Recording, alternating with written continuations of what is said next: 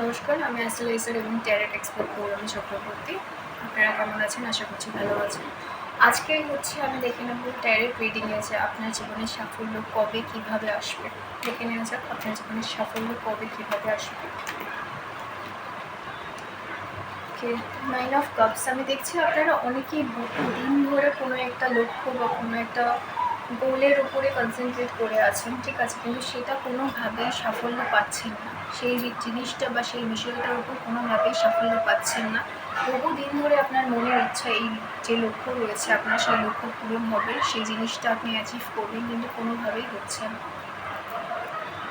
আমি দেখছি আপনাদের অনেকের মধ্যেই এরকম হয়েছে যে আপনারা বহুবার চেষ্টা করেছেন, বহুবার চেষ্টা করার পরেও বারবার অসফল হয়েছেন এবং সেই জন্য আপনারা হতাশ হয়ে পড়েছেন। অনেকের ক্ষেত্রে দেখছি যে যে সুযোগটার মাধ্যমে আপনারা এটা করতে পারবেন, সেই সুযোগটাই কোথাও না কোথাও আপনার মনে হচ্ছে যে শেষ হয়ে গেছে, চলে গেছে, ঠিক আছে, কিন্তু ব্যাপারটা কিন্তু সেরকম নয়।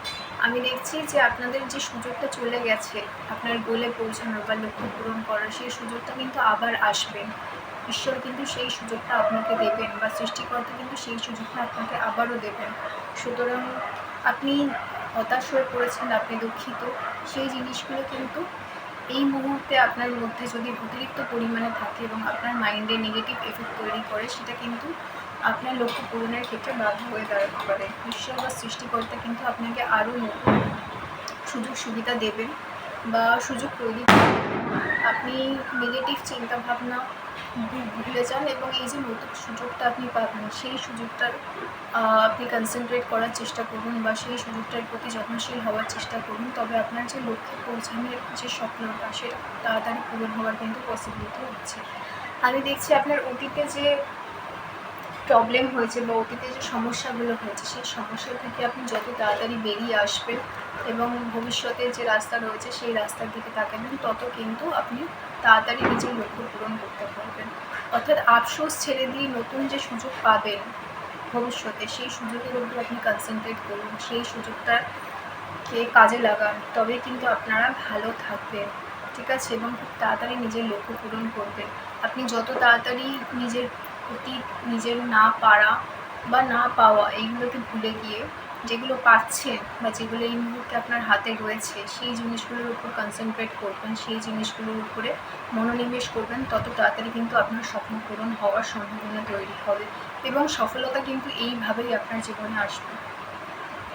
আপনি যদি এমন কেউ হন যে আপনি অতীত থেকে বেরোতে পারছেন না এবং বর্তমান বা ভবিষ্যতে ফোকাস করতে পারছেন না, তাহলে আপনাকে অবশ্যই চেষ্টা করতে হবে কিন্তু আপনাকে এই যে অতীত রয়েছে সেটা থেকে বেরিয়ে এসে বর্তমান এবং ভবিষ্যতের জন্য তৈরি হওয়া, যত্নশীল হওয়া, তবে কিন্তু আমি দেখছি আপনার জীবনে সাফল্য আসবে।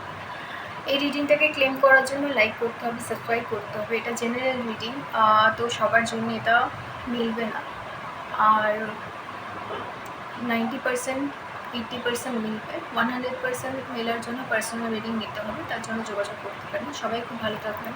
নমস্কার।